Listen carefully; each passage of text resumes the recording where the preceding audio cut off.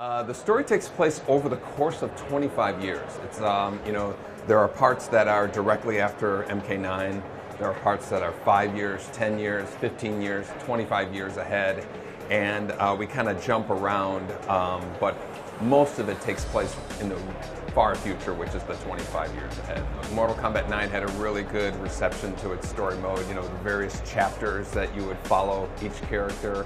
And we also did that in Injustice, and so we continue to get really good response to that. So Mortal Kombat X is probably going to continue in that fashion with some enhancements that people will be happy with. There are certain periods of the story that, where these descendant characters are adults, so we had to really kind of focus on the latter part of it because we didn't really want to show these characters growing up the entire time. Although we show them in younger versions, but so for the most part, the way it affected us, it kind of pushed it towards the latter part of it, where we see some of these characters, Kano and Raiden and Sub-Zero, all in their kind of older forms.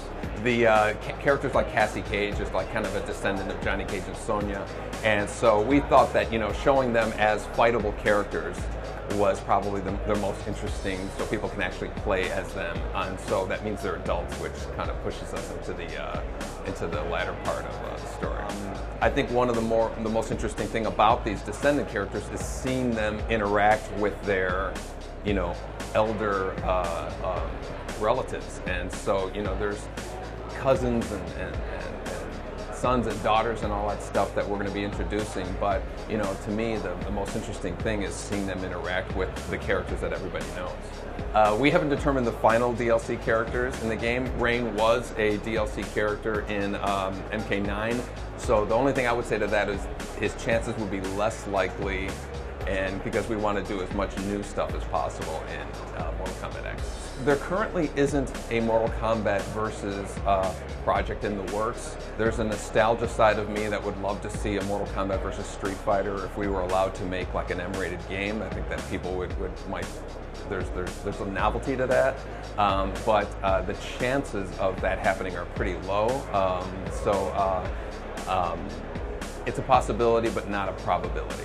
In my opinion, the fact that we've been very aggressive with not being afraid to change things up. If you play Mortal Kombat 1, it plays nothing like Mortal Kombat Deception, which plays nothing like Mortal Kombat 9, and Mortal Kombat X with its variations has something that hasn't been done before in any other Mortal Kombat game. So we're not afraid to just add new things, really mix things up so the experience is different with every game.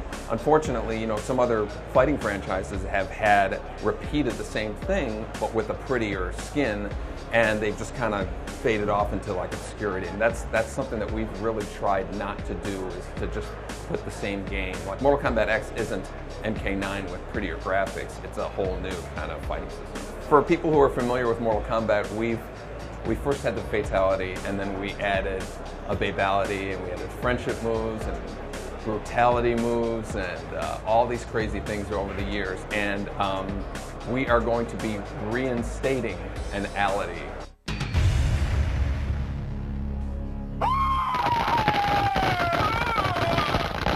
From a previous game into Mortal Kombat X, and I can't wait to be able to talk about it, but at the moment I can't. Currently we've only announced that it's coming out in 2015. I'm sure within the next few weeks we're going to give an actual release date, month and day, but it's coming out for the PlayStation 4, PlayStation 3, Xbox One, Xbox 360, and PC.